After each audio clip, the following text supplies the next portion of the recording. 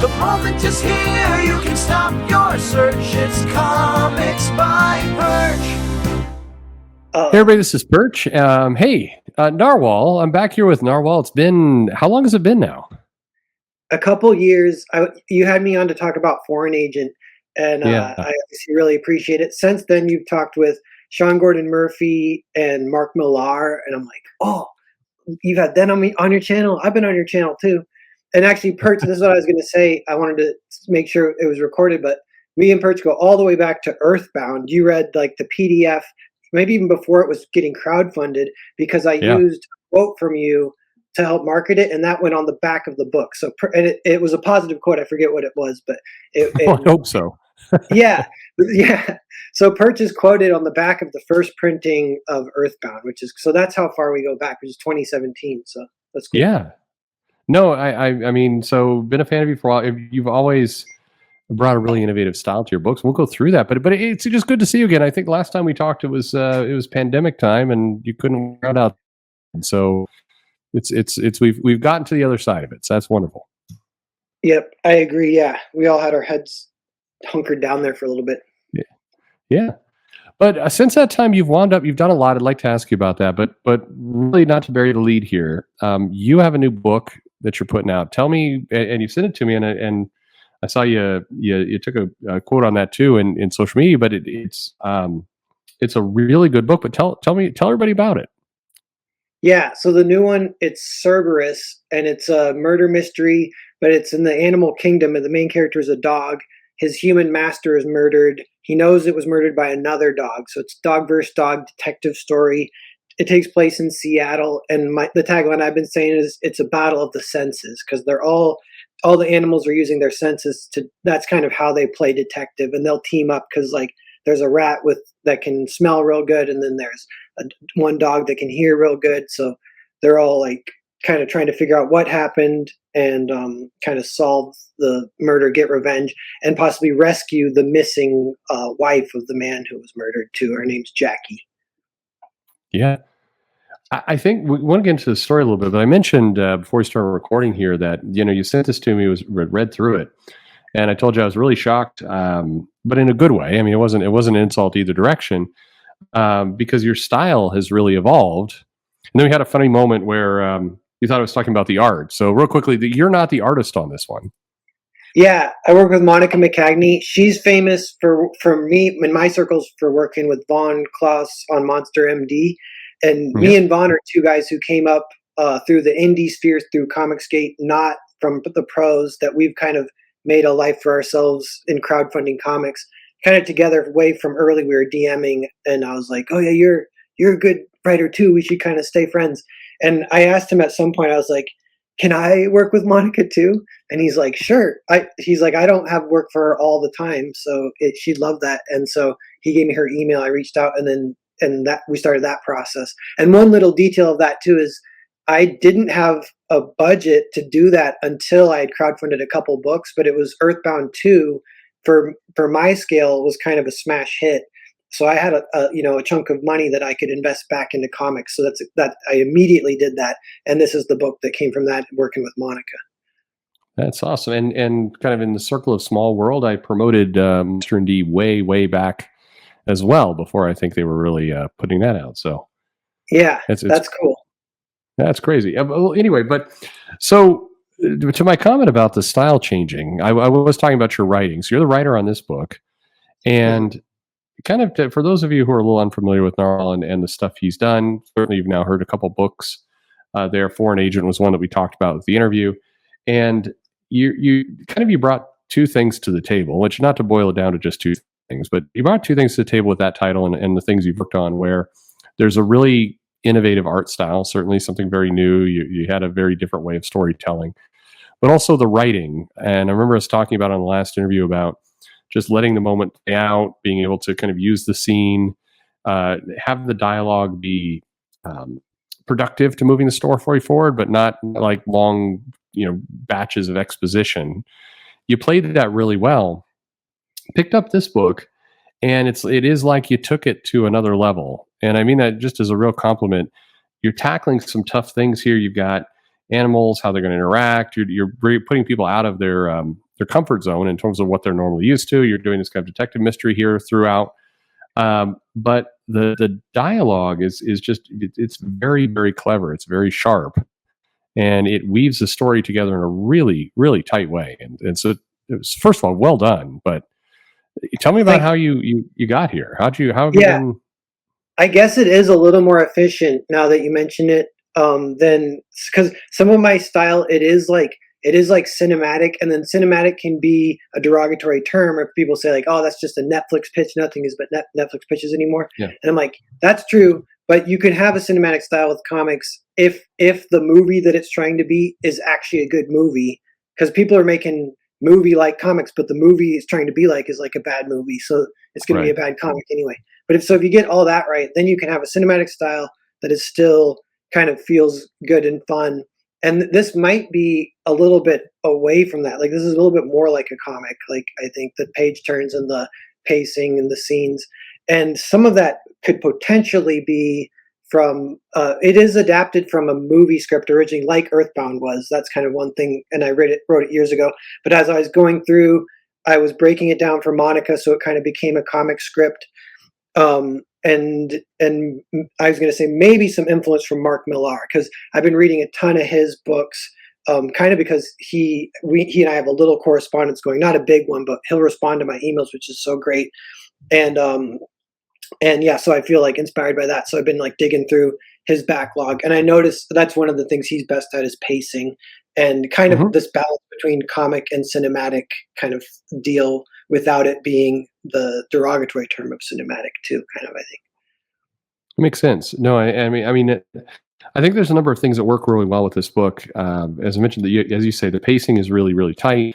The wording is efficient. I think you're getting a sense of the scene, but then also your collaboration with Monica. How is it? Did you give her storyboards or kind of a rough, like, tell me about how the interaction went, because you, being a very kind of innovative artist, doing things very differently with your art.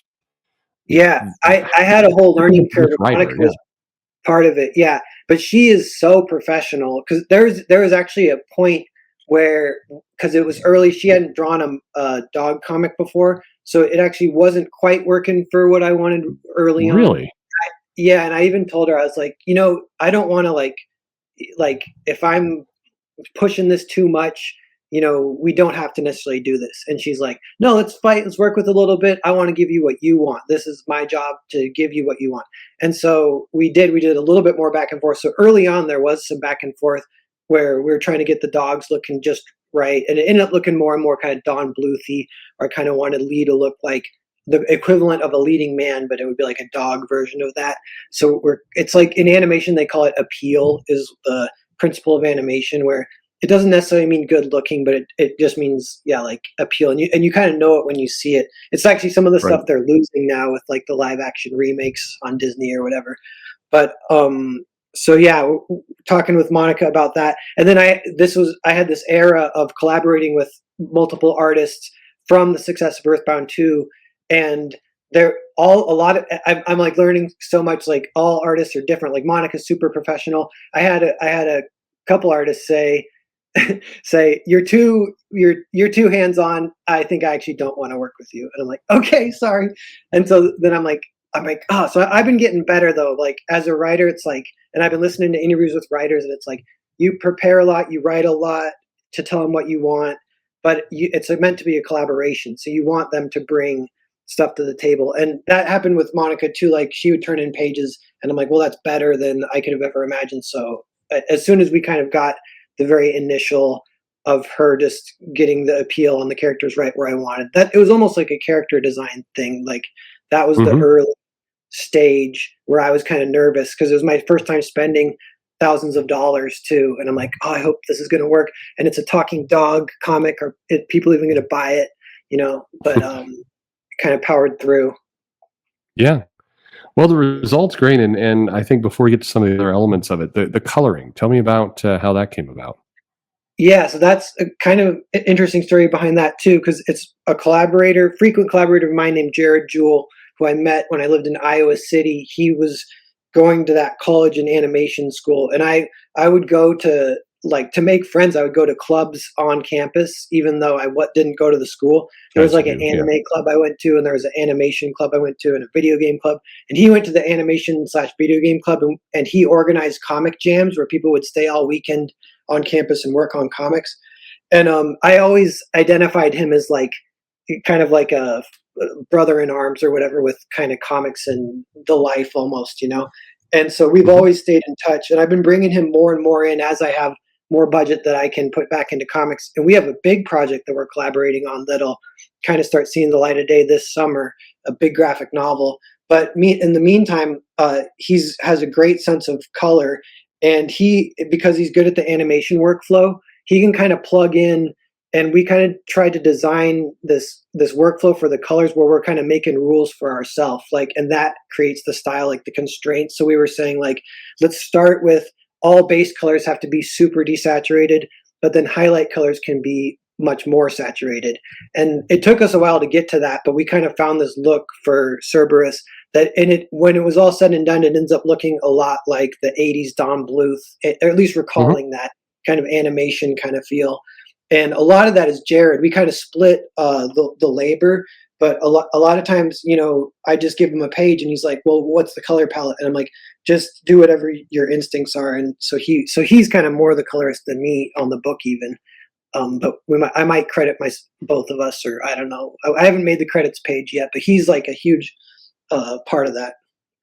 Always do the credits last. Yeah.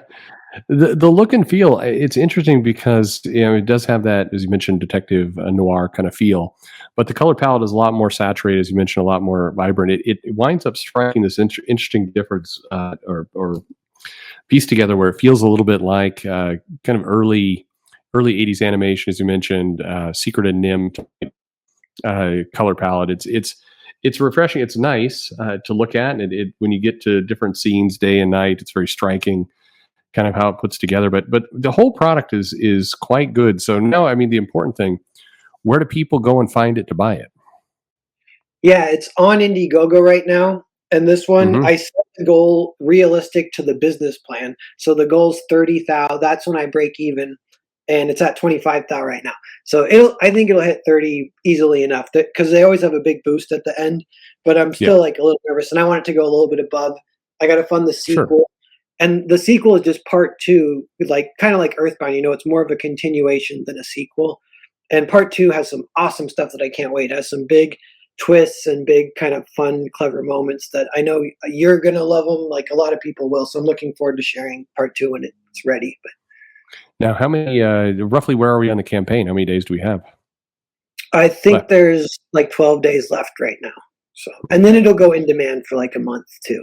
So sometimes you're not, it's like, if you don't say that, you like, but yeah, I don't want to trick people like back it now, because you never know. It might, like, it'll be in demand still. It's good to get the number as high as you can while it's still live. Well, again, it's a great book. So we'll links on screen, certainly in the description of the video. If you're reading it or listening along at this point, you haven't seen it yet, certainly go look there.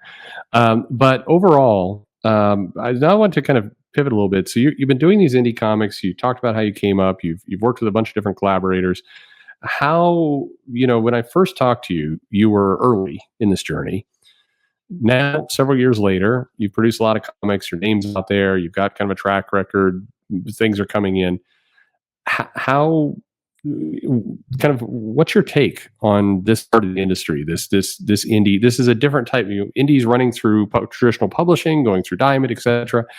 Indies going through crowdfunding. You're obviously a second group. How do you feel about the state of the market right now? Yeah, good question. I think me and a lot of other people, we always are itching for, like, how will it grow? Will it grow? How can we grow? How can we reach bigger audiences? Because you'll hear numbers where, like, even if you compare it to, like, even though it's apples to oranges, but like for video games or something, they release a video game and it like sells 1 million. Or and even for comics mainstream floppies, you'll hear numbers like it'll sell 40,000 or something. Like 40,000, that's so high. Like how do they do that? Like I wish there was a way to get more people reading my book. But one thing I'll say too is the campaign previous to this one was a short story collection, And I included as a tier on the campaign the Narwhal Completionist pack, and it's actually I'm up to 7 books now, and they're all trade sized. So it ended up being like a 6-pound package I was mailing out, and Wow. it felt cool. Like I was like, I've put out a lot of books, and there's a lot for people if they like my style. It's like the Narwhal kind of deal. It's only growing. There's going to be more, and there's more in the works. But one thing I've been doing is kind of thinking about that, how to reach the bigger audience. And this is something maybe I have less in common with some of my peers, but I'm thinking super seriously about animation and movies, and not about like trying to get like a movie deal. I'm going to try and make a movie. Like I wrote a really low budget script that I can shoot myself, and I bought a bunch of camera stuff. So I'm going to try and do that in the next couple of years. Like I'm not super in a hurry. And then with Jared, he's a great animator, so we're like working on some collaborative animation stuff. And we're just going to see. I don't even know how that business plan works yet, but it's kind of putting those feelers out of how are there ways to reach bigger audiences with the stories, and you can tie it back to the comics. Always keep a foot in comics. I love comics. The best thing about comics is the accessibility of, as a creator, all you need is, you just need you and a pen really, and you can start doing it. So that's kind of always been, it's so romanticized, but rightfully so. It's like really cool. Do you find, I know, again, going back to the last interview, and we didn't talk much about it, and we don't need to get too much into it here, but at the time there was a lot of controversy around Indiegogo versus Kickstarter, and if you use one, you're a bad person. If you use the other one, you're a bad person, all depending on who was talking. It feels like that started to settle down. Is that, but are you still feeling any of that? Does it matter? It doesn't matter now, kind of, because it's almost like pick your poison for it. Like a lot of people don't like either of them, and a lot of people now what they're trying to do is the third option. Like there's fundmycomic.com is like an indie version that people can look into, and it works great. It has a little bit less of a reach just initially, but that's a totally viable possibility. That was kind of made by, it's almost like a part of the indie movement itself. It's made by comic makers who just wanted an alternative. Yeah, so there's that. There's some other ones, but Kickstarter, Indiegogo, or a lot of people are making their own websites and their own stores, and that's something I do want to do. But I do run into a wall where I'm like, the bandwidth and all, making comics and trying to build a website. I'm like, that's why some people have a wife, and I'm like, oh, if I had a wife, I'd make her build a website for me. There you go. Spouse support. I think and maybe I'm knock on wood when I say this, but it first off, you mentioned something there, which is, yeah, you could certainly do it all. That sounds great, but it is starting to then take away from your time. You do get to the law of diminishing returns with doing your finances, doing your books, doing your fulfillment, collecting the money, paying, getting taxes correct, making sure that you're reporting correct, and then writing and drawing and printing. It starts to pile up, and I've seen a lot of people start to topple over when you start to collect all those items. So you get to Indiegogo and Kickstarter, Zoop, or the variety of things. Again, knock on wood, it feels like people are starting to look at those platforms from the perspective of which one's going to help me with the things I don't want to do. And then they call it a day. And a little bit of that social pressure is starting to dissipate. Yeah, I do think that's true. Yeah. I think I feel less of even like stigma of like, if someone finds out your comics gate, they don't want to work with you. I think that's almost not really a thing anymore. Like, yeah, everyone's kind of did I cut out for a second there? No, you're fine. I think I do see the same. The labeling, it feels like a couple people are still shouting about it all in, but it feels like a couple people versus hundreds of people.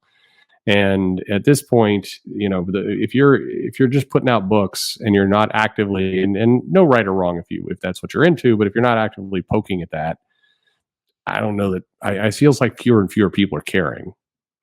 Yeah, that's kind of how I feel. Some of it is desensitization and exhaustion, and I'm wondering if how that will work out with 2024 coming up. Like it could reach another weird fever pitch, but hopefully not. So it may. Oh, with the election stuff, you mean? I don't know. People are tired. I think it feels to me like the people who win here are the people who actually just put books out. And if you have a library you can point back on, it's like at the end of the day, read it or don't. And that seems like a healthy place to get to. So I hope I hope we're past that. Again, kind of going back to the last interview, I know we talked about it a little bit of just, where do you turn? And I think it's a question. I'm wondering if you have any advice. A lot of comic creators, people who are brand new indie creators, are interested in doing things. I hear this a lot, and I get a lot of mail to this effect of, it feels like I'm walking around in a minefield. And if I step on the wrong one, if I like the wrong person, or any of the, like any kind of moment, then suddenly I got people against me and trying to attack, and it's just not fun to make a comic anymore. Like, how do I get my comic out, which is what I want to do, but also try and navigate this just impossible scenario? What would you say to somebody who comes to you, and what do they do? It is almost impossible, and I've run into that myself. And I think, I think I'm doing okay so far, but it's like a lot of it is almost like Zen, like letting go, because and that will empower you in a lot of ways. And there's like even cliche things like abundance versus scarcity. Like, you don't want to be like, no, this was my one chance, and it's gone now, and then you're freaking out. It's like you can kind of relax and trust in fate or whatever, even, is kind of, but it's like the YouTube thing. That's how you market your comic. And a lot of people don't want to do that. And it is almost like you kind of have to do that if you, at a certain level of success, if you want to reach, or at least I'm not sure how you do it without doing that. And that is its own crazy thing. And that's where like the Zen kind of stuff comes in. Kind of got two questions for you in one there. Well, first off, I mean, you mentioned marketing. So I guess, at the end of the day, you have to market your book. And I don't think you have to do it on YouTube, but you have to do it somewhere. And so if not YouTube, where? And I think you can go promote on social media. You can write about it. It's not proven to be effective, as some creators know. I mean, another guy who was on the channel did an interview a while back, Ron Mars. He's got a crowdfunded book out, and it's struggling. Again, talented writer, but nobody knows. My theory is more than anything, nobody knows it exists, because that's not where the marketing, the promotion comes from. So I guess you kind of answered the question already, but if not YouTube, where? Like, literally, I mean, otherwise you have to spend just a lot of money with low diminishing return ads. I don't know how successful that is. How big a problem is marketing? Or if you have like a corrupt journalist friend or something, then you can, but even that stuff, I mean, there are people at these news sites who write articles promoting it. It doesn't move the needle. It's just, I don't think a lot of people are reading it anymore. Yeah, I know. Even for me, it's potentially, this could be considered an unfortunate reality, but my two big level ups were from big, almost influencer level above me people helping me out because they liked my work. So it was like your boy Zach and Ethan were kind of the two that, when I got access to their platforms, kind of because for Ethan, I did some Cyberfrog fan art way back in the day, and he had me on his channel. Earthbound got a huge boost from that.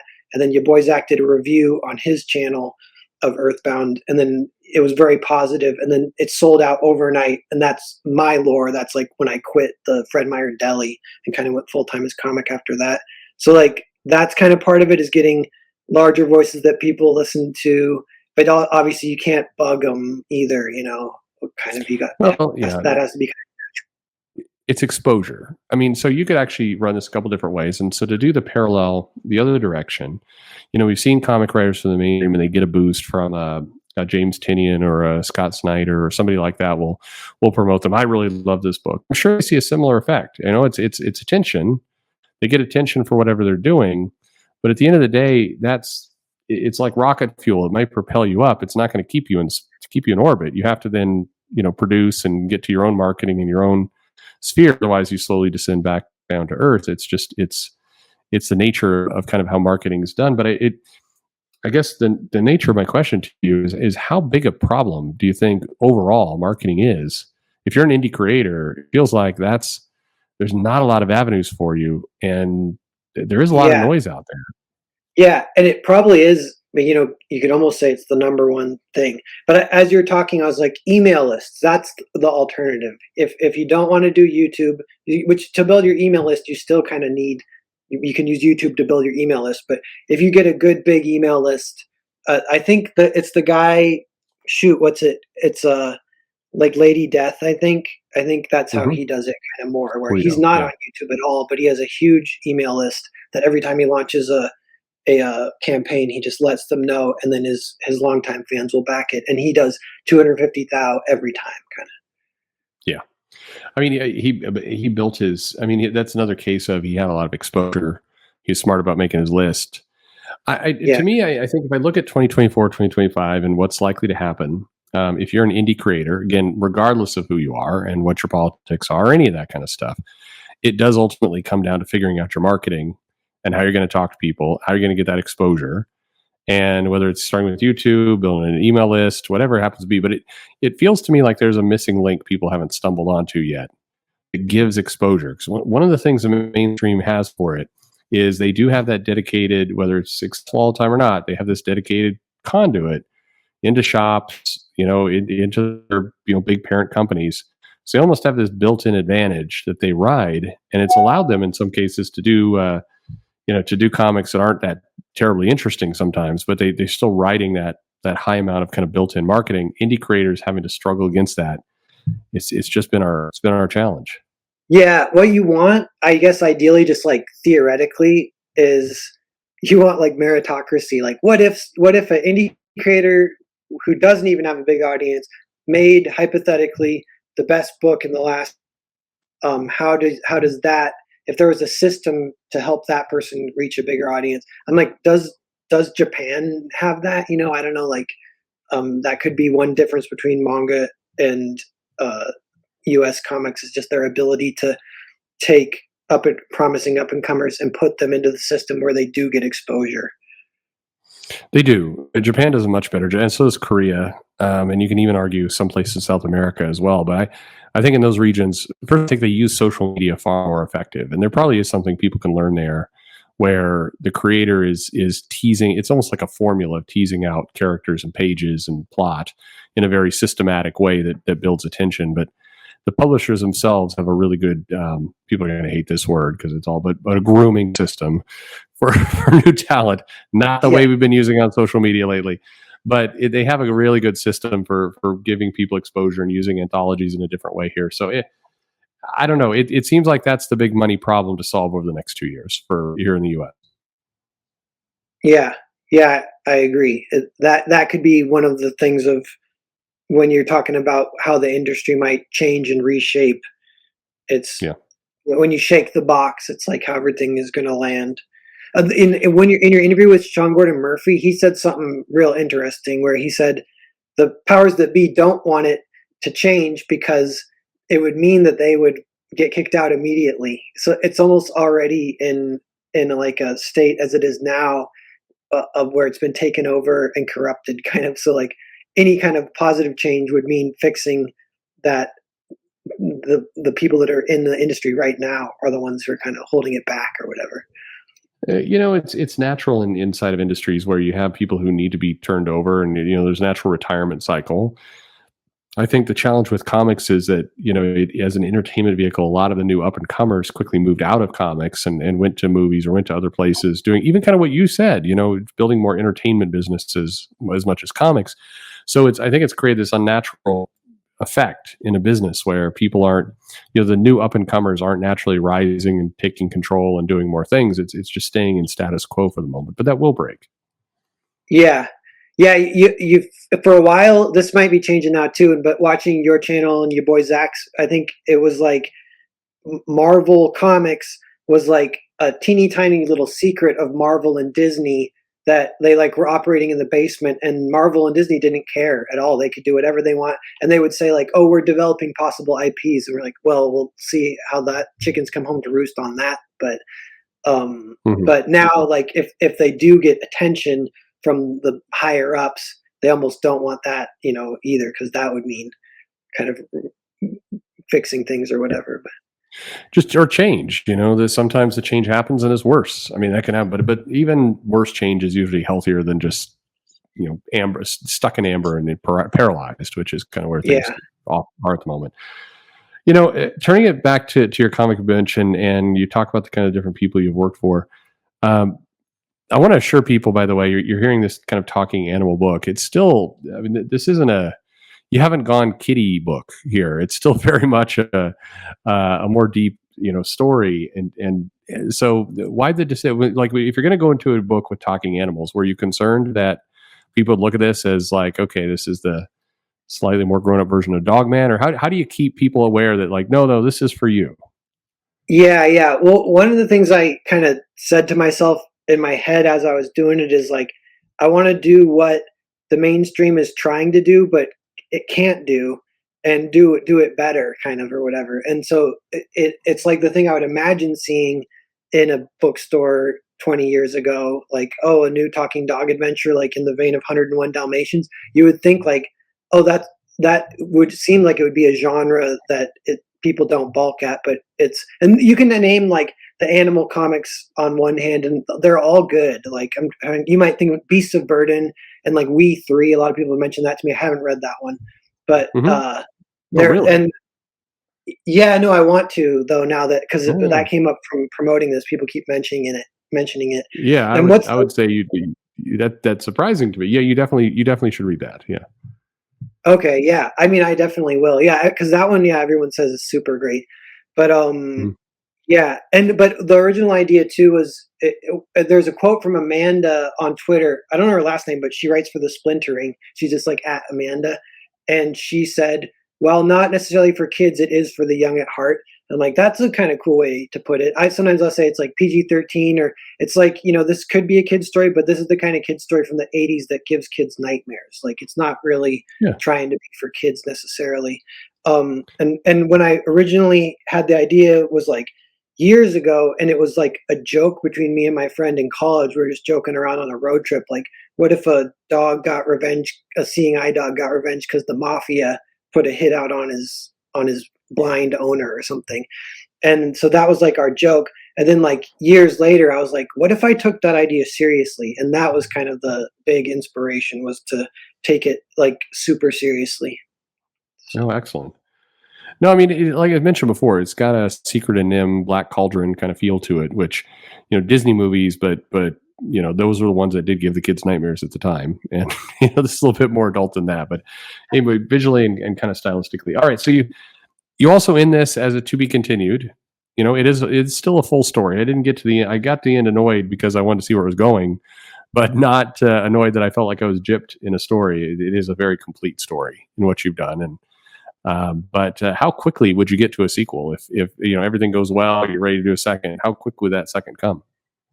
It'll be like in a year. Yeah, like it'll be like a year, like long, and then hopefully not much longer than that. I definitely want to keep it going fast. And yeah, it when I've split up stories like this, I kind of learned this from I don't know, like, one is Brian Edward Hill. He tried to do YouTube like 5 years ago, and he did like one video, and it was on story structure. And he pointed out that if you have your three acts, and that's kind of 101 stuff, but right in the middle is another like very important part, and it's like a table turning kind of moment. And a lot of my scripts have that. And if you're watching a movie, you can pause it sometimes. You'll be like, this feels like that halfway turning table moment.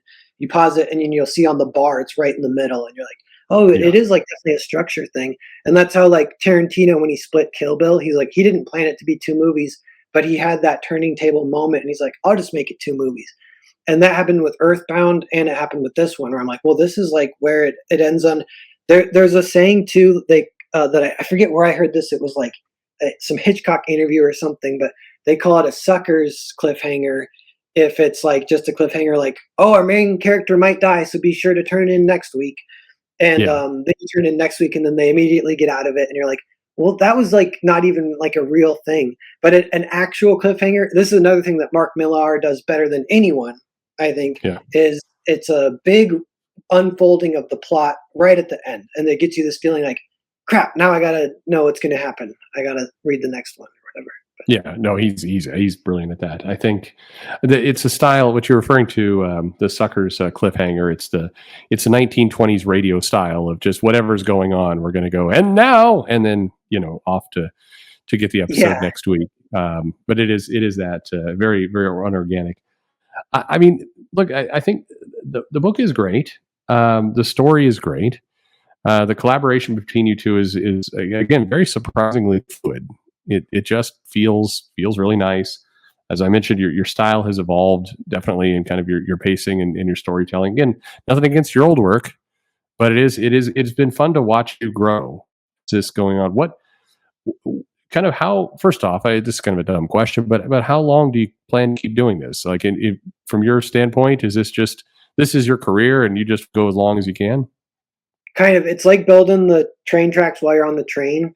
But it feels like, I have enough going on for it to last for another year or two, even now. And then by then there'll be more. And I do want to try and play around with movies and animation. Yeah. The But animation. like, I have a sketchbook with, I'll write down like even scripts I haven't written yet, but I have a lot of them in my head and I want to write them. And it's like 20, so it's that will be like, if I even tried to do all that, I'd be 60 years old or something, so, or 70 even. So there's definitely enough stories to try and tell to last pretty much the rest of my life. Okay. Now, again, reading through the book, I neglect to mention you did leave out. There's no politics in here, in any direction. You did have them eating though.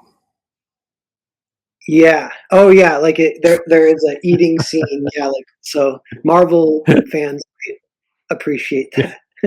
You gave something to the Marvel fans out there. There's a brief scene of lunch. Yeah. Yeah. And I'm like, is there a cell phone scene? That's all I need to complete the thing.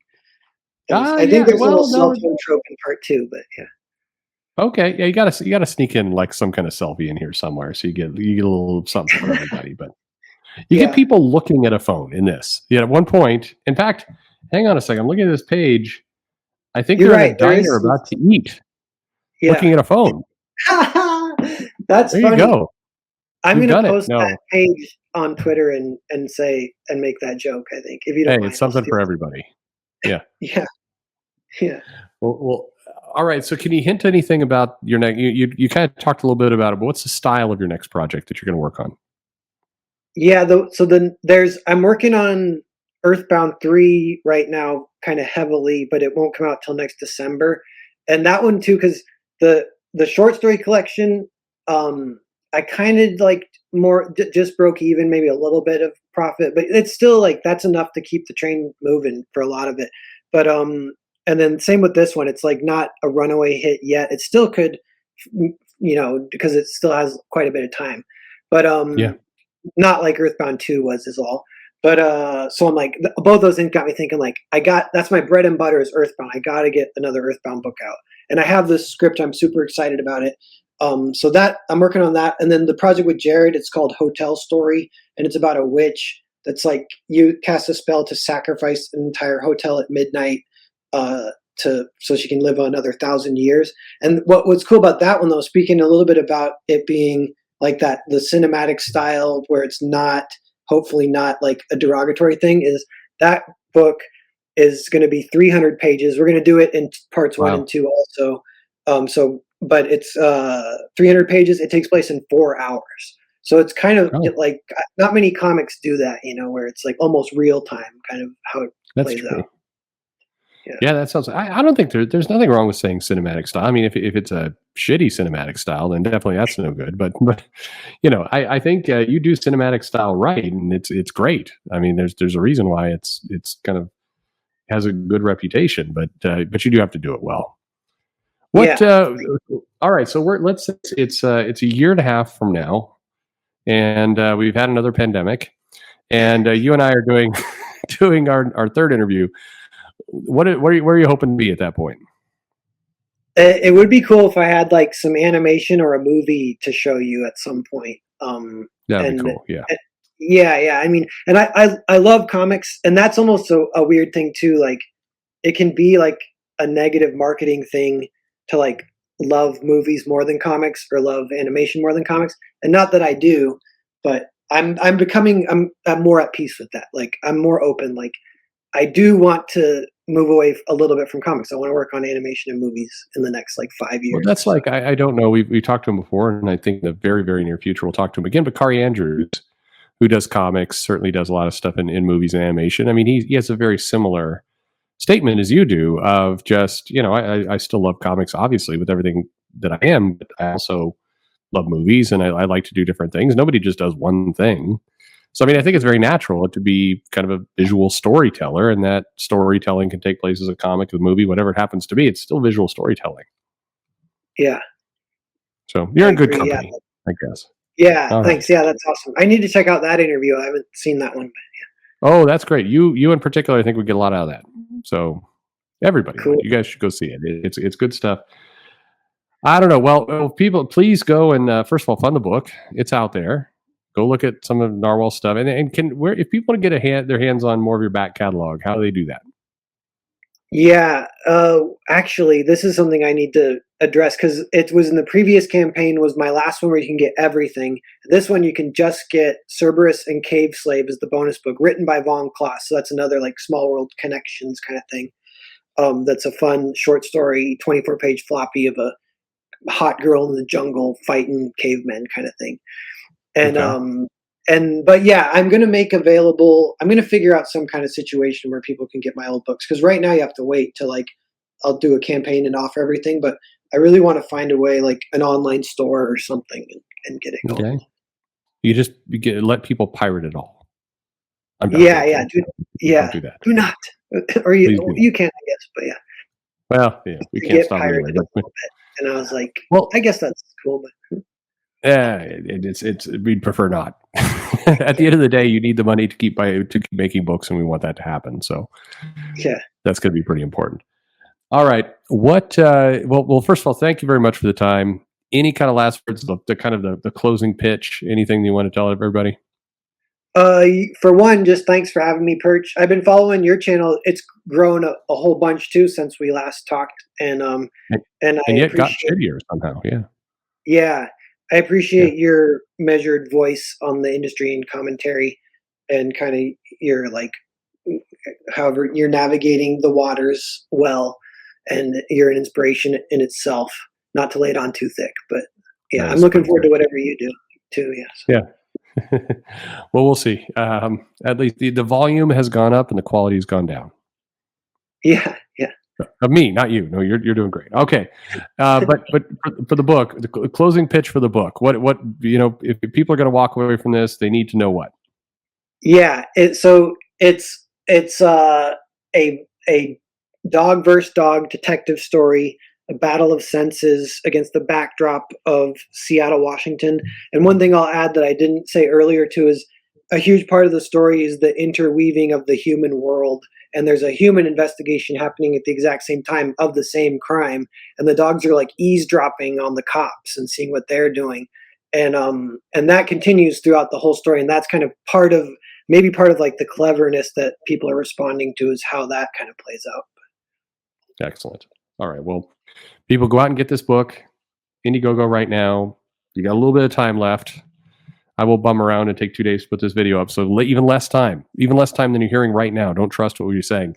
Get there right now. Get the book. Support Narwhal. Narwhal, thank you again, as always. Really wonderful catching up with you. It has been a while. We won't let as much time go by next time. Yeah, I agree. I'm glad. I was a little nervous to reach out in the first place. I'm like, does he even remember me? And you were like, sure, man. I was like, yes. I remember everybody. Absolutely. Of course I'm going to remember you. Absolutely. Yeah, I'm not too big. I'm just my own little tiny self over here. But all right. Well, thank you. People go buy the book. And Narwhal, thank you very much. Yeah. Thank you, Perch.